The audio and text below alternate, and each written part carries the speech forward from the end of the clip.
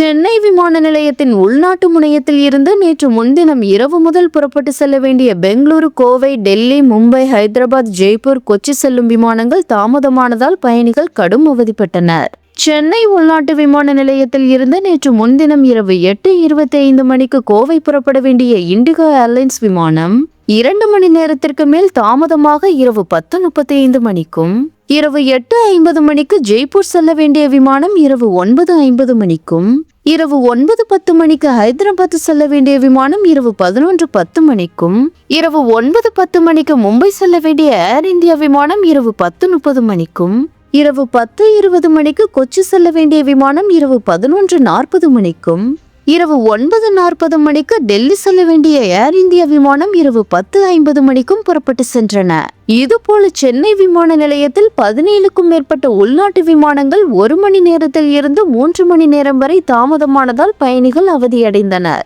மோசமான வானிலை நிலவுவதால் சென்னை விமான நிலையத்தில் இருந்து புறப்படும் விமானங்கள் தாமதமாக புறப்பட்டு செல்கின்றன என்ற தகவல் வெளியாகியுள்ளது.